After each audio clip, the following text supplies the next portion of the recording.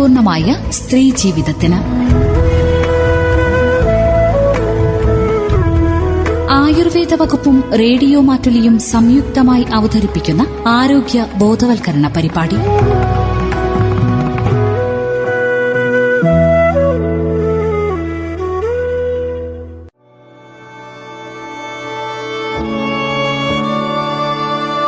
തന്മയിൽ ഇന്ന് പ്രസവരക്ഷയെക്കുറിച്ച് കേൾക്കാം.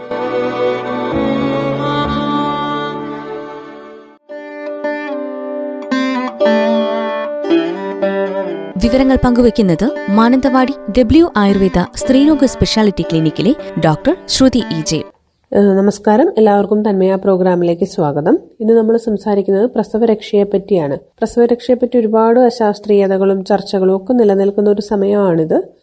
പ്രസവരക്ഷ ആവശ്യമുണ്ടോ, പണ്ടത്തെ പോലത്തെ ഒരു കെയറിങ് ആവശ്യമുണ്ടോ, അത് സ്ത്രീ എത്ര തരത്തിലാണ് സ്വാധീനിക്കുന്നത്, അതുകൊണ്ട് ഉണ്ടാകുന്ന കുഞ്ഞിനും അമ്മയ്ക്കും ഉണ്ടാകുന്ന മറ്റു പലതരം ബുദ്ധിമുട്ടുകൾക്ക് കാരണമാകാറുണ്ട്. അപ്പോൾ ഇതൊക്കെ എന്തുകൊണ്ടാണ്? പ്രസവരക്ഷ ശരിക്കും നമുക്ക് അറിയാം, പ്രസവശേഷമുള്ള സമയം എന്ന് പറഞ്ഞാൽ ബോഡിക്ക്, ശരീരത്തിനും മനസ്സിനും ഏറ്റവും കൂടുതൽ ഒരു ഹീലിംഗ് പവർ ഉള്ള ഒരു സമയമാണ്, ഒരു ഹീലിംഗ് ടൈമാണ് ശരിക്കും ഒരു സ്ത്രീയെ സംബന്ധിച്ച് പ്രസവശേഷം എന്ന് പറഞ്ഞാൽ.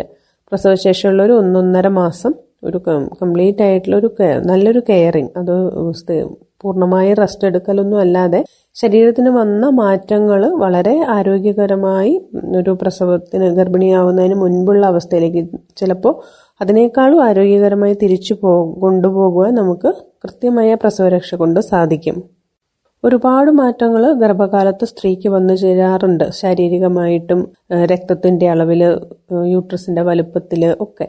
അപ്പോൾ അതെല്ലാം കൃത്യമായിട്ട് തിരിച്ചു പോകുന്നു. യൂട്രസ് ചുരുങ്ങി വരിക, ആ ഒരു കാൽസ്യം, അയൺ പോലെയുള്ള പലതരം ന്യൂട്രിയൻസ് കുഞ്ഞിന് വളരാൻ വേണ്ടി ശരീരം ഉപയോഗിച്ചതിന്റെ ഫലമായി ഒരുപാട് ക്ഷീണങ്ങൾ, ഒരുപാട് ഡെഫിഷ്യൻസികൾ എപ്പോഴും അമ്മയ്ക്ക് ഉണ്ടാകും. അപ്പോൾ അതൊക്കെ കൃത്യമായി സബ്സ്റ്റിറ്റ്യൂട്ട് ചെയ്ത് കൃത്യമായ രീതിയിൽ വളരെ ഹെൽത്തിയായ ഒരു ശരീരമായി മാറ്റി തീർക്കാൻ കൃത്യമായ പ്രസവരക്ഷ സഹായിക്കും. പ്രസവരക്ഷ ഒരിക്കലും ഒരു ശിക്ഷയാകരുത്. പഴയ പ്രസവരക്ഷാ വിധികളുടെ തനിമ ചോരാതെ പുതിയ സാഹചര്യത്തിനനുസരിച്ച് ഉപയോഗിക്കേണ്ടത് ഇന്നത്തെ സ്ത്രീയുടെ ആരോഗ്യം മെച്ചപ്പെടുത്തുന്നതിൽ പ്രധാനമാണ്. പ്രസവ സംബന്ധമായ ബുദ്ധിമുട്ടുകൾ, കാലാവസ്ഥ, ദേഹപ്രകൃതി, അസുഖങ്ങൾ, കുഞ്ഞിന്റെ അവസ്ഥകൾ, മുലപ്പാലിന്റെ അളവ്, ഇങ്ങനെ പലതരം ഘടകങ്ങളെ അനുസരിച്ച് പ്രസവരക്ഷാ മരുന്നുകൾ വ്യത്യാസപ്പെടുന്നു. ഒരു ഡോക്ടറുടെ ഉപദേശപ്രകാരം തന്നെ പ്രസവരക്ഷാ മരുന്നുകൾ സേവിക്കേണ്ടത് നിർബന്ധമാണ്. അല്ലാതെ നമ്മൾ കേട്ടറിഞ്ഞതും കണ്ടറിഞ്ഞതുമായ മരുന്നുകൾ ഒരു ഫാർമസിയിൽ ചെന്ന് മേടിച്ച് കഴിക്കുന്നത് തന്നെയാണ് അതിന്റെ ഏറ്റവും വലിയ അശാസ്ത്രീയത. ദഹനത്തെ ശ്രദ്ധിക്കാതെ അമിതമായ മരുന്ന് സേവ അമ്മയ്ക്കും കുഞ്ഞിനും നിരവധി പ്രശ്നങ്ങൾ സൃഷ്ടിക്കാം. കാലാവസ്ഥയ്ക്കനുസരിച്ച്, നമ്മൾ താമസിക്കുന്ന ദേശത്തിനനുസരിച്ച്, ശരീരപ്രകൃതി അനുസരിച്ച്, മുൻപുണ്ടായിരുന്ന രോഗാവസ്ഥകൾക്കനുസരിച്ച്, കുഞ്ഞിന്റെ ആരോഗ്യസ്ഥിതി അനുസരിച്ചെല്ലാം പ്രസവരക്ഷാ മരുന്നുകൾ വ്യത്യാസപ്പെട്ടിരിക്കും. പ്രധാനമായും പ്രസവരക്ഷ കൊണ്ടുണ്ടാകുന്ന നമുക്കുള്ള ഗുണങ്ങൾ, ഗർഭകാലത്തുണ്ടാകുന്ന എല്ലാ ശാരീരിക മാറ്റങ്ങളും പൂർവ്വസ്ഥിതിയിലാക്കാൻ സാധിക്കും. പ്രസവത്തെ തുടർന്ന് ഉണ്ടാകുന്ന ശാരീരിക വിഷമങ്ങൾ, രക്തനഷ്ടം പരിഹരിക്കാനൊക്കെ അത് സഹായിക്കും. മുലപ്പാൽ വർധനവിന്, കുഞ്ഞിനാവശ്യമായ പോഷകങ്ങൾ ലഭിക്കാൻ, മുലപ്പാലിന്റെ ഗുണനിലവാരം മെച്ചപ്പെടുത്താനെല്ലാം ശാസ്ത്രീയമായി ചെയ്യുന്ന പ്രസവരക്ഷാ മരുന്നുകൾക്ക് സാധിക്കും. പലപ്പോഴും പ്രസവിച്ച സ്ത്രീയുടെ ദഹനശക്തിയും വിളർച്ചയും ഒന്നും കണക്കിലെടുക്കാതെ നൽകപ്പെടുന്ന ലേഹ്യങ്ങളും മറ്റ് പേറ്റുമരുന്നുകൾ ഒക്കെ അമ്മയ്ക്കും കുഞ്ഞിനും പലതരം പ്രശ്നങ്ങൾ ക്ഷണിച്ചു വരുത്താറുണ്ട്. പ്രസവശേഷം ഭക്ഷണക്രമത്തിൽ തന്നെ നല്ല ഒരു ശ്രദ്ധ കൊടുക്കണം. അതായത് ദഹനത്തിനനുസരിച്ച് തന്നെ ഭക്ഷണം കഴിക്കാൻ ആ പ്രസവിച്ച സ്ത്രീ ശ്രദ്ധിക്കണം. പ്രസവം കഴിഞ്ഞ് ഉടനെയുള്ള ദിവസങ്ങളിൽ വിശപ്പും ദഹനശക്തിയൊക്കെ വല്ലാതെ കുറഞ്ഞു പോകുക സാധാരണമാണ്. ആദ്യം 2-3 ദിവസത്തേക്ക് കഞ്ഞി, അത് പാൽക്കഞ്ഞി കഴിക്കാം. അത് നെയ്യും കുറച്ച് മഞ്ഞൾപ്പൊടിയും ഒക്കെ ചേർത്ത് കഴിക്കുന്നത് ദഹനം മെച്ചപ്പെടാനും മുറിവുകൾ ഉണങ്ങാനും ഒക്കെ നല്ലതാണ്.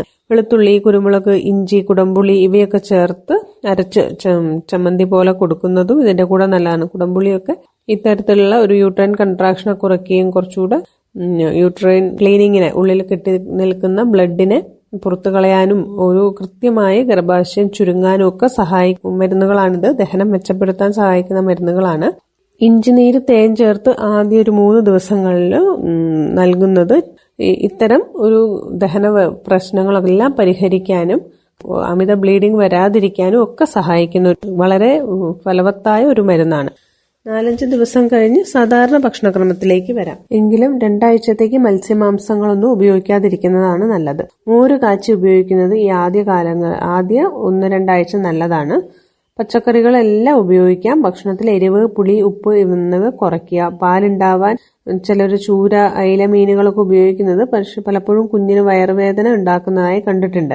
ദിവസവും 4-5 ഗ്ലാസ് വെള്ളം കുടിക്കാൻ ശ്രമിക്കണം. വെള്ളം തീരെ കുറയാതെയും അധികമാകാതെയും ശ്രദ്ധിക്കണം. കാരണം പ്രസവശേഷം ശരീരത്തിൽ പൊതുവെ നീർക്കെട്ട്, ഫ്ലൂയിഡ് റിറ്റൻഷൻ അധികമായതുകൊണ്ട് തന്നെ ഒരുപാട് വെള്ളം കുടിക്കുന്നതും അത്ര ആരോഗ്യകരമല്ല. 3 ആഴ്ച കഴിഞ്ഞാല് പ്രധാനമായും പ്രസവരക്ഷയ്ക്ക് ഉപയോഗിക്കുന്ന മരുന്നുകളെ പറ്റി നമുക്കൊന്ന് പറയാം.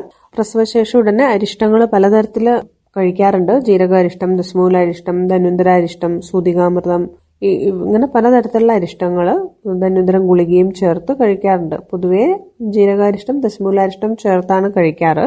ഇതിന്റെ ഒരു മെച്ചം എന്ന് പറഞ്ഞാൽ ദഹനം ഒന്ന് വൃത്തിയാകുക, വായുക്ഷോഭം പോലെയുള്ള കാര്യങ്ങൾ കുറയുക, ശരീരവേദനകൾ കുറയ്ക്കാൻ, മുലപ്പാൽ കുറച്ചുകൂടെ വർദ്ധിക്കാൻ, ഗർഭാശയ ശോധനം അതായത് ഗർഭാശയം ചുരുങ്ങുന്നതിനെ സഹായിക്കാനൊക്കെ അരിഷ്ടങ്ങൾ സഹായിക്കും.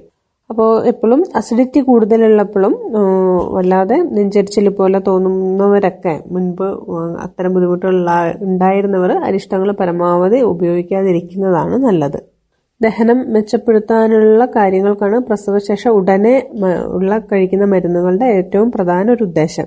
പഞ്ചകോല ചൂർണം, അഷ്ടചൂർണം, മുക്കുടി എന്നൊക്കെ പറയുന്ന മരുന്നുകളെല്ലാം ദഹനം മെച്ചപ്പെടുത്താനും അതുവഴി മുലപ്പാൽ ഉൽപാദനം വർദ്ധിപ്പിക്കാനും ശ്രമിക്കുന്ന മരുന്നുകളാണ്. ഇതും അമിതമായ അസിഡിറ്റി പ്രശ്നമുള്ളവർ ശ്രദ്ധിച്ച് ഉപയോഗിക്കണമെന്ന് തന്നെയാണ് അതിനെപ്പറ്റി പറയാനുള്ളത്.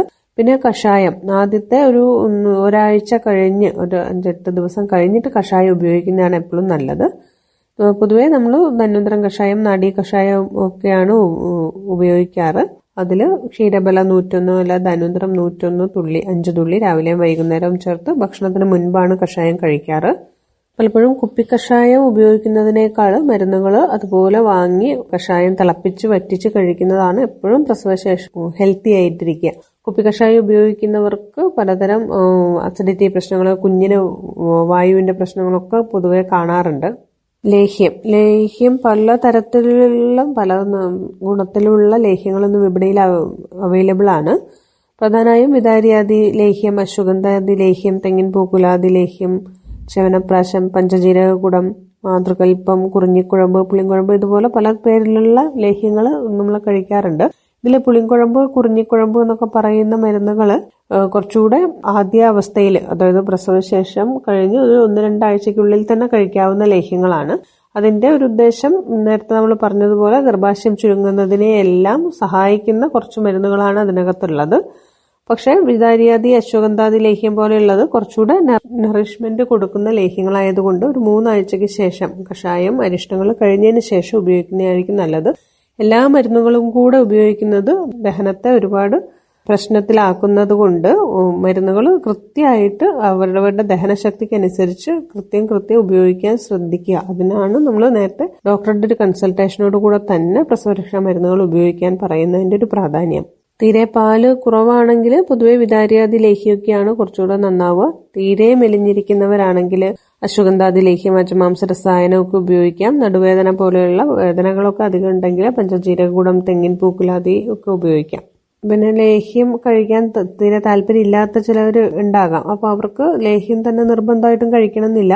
ഇത്തരം മരുന്നുകൾ, അതായത് അരിയാറ് പോലെ, ആശാളി, ജീരകം, ശതകുപ്പ പോലെയുള്ള മരുന്നുകൾ അതുപോലെ വാങ്ങി പൊടിപ്പിച്ച് പലതരം ധാന്യങ്ങളും ചേർത്ത് പൊടിപ്പിച്ച് കരിപ്പെട്ടി കൂട്ടി വെറുതെ പൊടിയായിട്ടോ തേങ്ങ ചേർത്തിട്ട് അങ്ങനെ ഒരു മൾട്ടിഗ്രെയിൻ ബോൾസ് ആയിട്ടൊക്കെ കഴിക്കുന്നവരുണ്ട്. അതും ഈ കർക്കിടകത്തിലൊക്കെ പ്രധാനമായിട്ടും അതും ഹെൽത്തി ആയിട്ടുള്ളൊരു പ്രിപ്പറേഷൻ തന്നെയാണ്. അതുപോലെ മരുന്നുകൾക്കൊക്കെ ശേഷം സൂപ്പ് വെച്ച് കുടിക്കുന്ന ഒരു പതിവും നമ്മുടെ നാട്ടിലുണ്ട്. അതും പിന്നെ ഒരുപാട് ഇത്തരം ഹോർമോണൽ പ്രശ്നമുള്ളവർക്ക്, അമിതവണ്ണം ഉള്ളവരൊക്കെ ഒഴിവാക്കിയാൽ സാധാരണ നിലയിൽ സൂപ്പ് വളരെ ഹെൽത്തി ആയിട്ടുള്ളൊരു പ്രിപ്പറേഷനാണ്. പലതരം ശരീരവേദനകളൊക്കെ മാറി ശരീരത്തെ വളരെ ഹെൽത്തി ആക്കാൻ സൂപ്പ് സഹായിക്കാറുണ്ട്. അതിലും നേരത്തെ പറഞ്ഞതുപോലെ നമ്മൾ അരിയാറ്, ജീരകം, ശതകുപ്പ, ആശാളി പോലെയുള്ള മരുന്നുകൾ ചേർത്ത് അതിന് കൃത്യമായ പ്രിപ്പറേഷൻ ഉണ്ട്. മരുന്നുകൾ ചേർത്ത് ആടിന്റെ തലയും കാലും അങ്ങനെയൊക്കെ സൂപ്പ് വെച്ച് കുടിക്കുന്നത് കൊണ്ടും ഒരു കൃത്യമായിട്ടുള്ള ഒരു എനർജറ്റിക് അവസ്ഥയിലേക്ക് നമുക്ക് ആ അമ്മയെ കൊണ്ടുവരാൻ സാധിക്കും. കൃത്യമായി നൽകപ്പെടുന്ന പ്രസവരക്ഷ അമ്മയ്ക്കും കുഞ്ഞിനും കൊടുക്കുന്ന ഗുണങ്ങൾ വളരെ ഏറെയാണ്. വളരെ ഹെൽത്തിയായ, വളരെ ശാസ്ത്രീയമായ ഒരു പ്രസവരക്ഷ പോസ്റ്റ്നേറ്റൽ കെയറിന് ഓരോ സ്ത്രീക്കും അവകാശമുണ്ട്. പണ്ടത്തെ സ്ത്രീകളുടെ ജോലിയല്ല ഇന്നത്തെ സ്ത്രീകളുടെ ജോലി, അല്ലെ? ബുദ്ധി ഉപയോഗിക്കുന്ന രീതിയിലും ശാരീരിക അധ്വാനത്തിന്റെ രീതിയിലും ഒക്കെ ഒരുപാട് അളവ് വ്യത്യാസങ്ങളുണ്ട്, ഉറക്കത്തിന്റെ അളവ് വ്യത്യാസങ്ങളുണ്ട്. അപ്പോൾ ആ ഒരു കാലഘട്ടത്തിന്റെ ചേഞ്ചിനനുസരിച്ച് പ്രസവരക്ഷാ മരുന്നുകൾ കൃത്യമായി ഉപയോഗിച്ചാൽ ഇന്നത്തെ കാലത്ത് കാണുന്ന പലതരം ജീവിതശൈലി രോഗങ്ങൾ, മറ്റു ജോലി കൊണ്ടുണ്ടാവുന്ന സ്ട്രെസ് കൊണ്ടുണ്ടാവുന്ന പ്രശ്നങ്ങൾക്കൊക്കെ നമുക്ക് കൃത്യമായ പരിഹാരം കണ്ടെത്താൻ ഏറ്റവും സാധിക്കുന്ന ഒരു സമയം തന്നെയാണ് പ്രസവ ശേഷം എന്ന് പറഞ്ഞാൽ. അപ്പോൾ അത് കൃത്യമായി ശാസ്ത്രീയമായിട്ട് ഉപയോഗപ്പെടുത്താൻ എല്ലാവരും ശ്രദ്ധിക്കുക. തന്മയിൽ ഇന്ന് ശ്രോതാക്കൾ കേട്ടത് പ്രസവരക്ഷയെക്കുറിച്ചാണ്.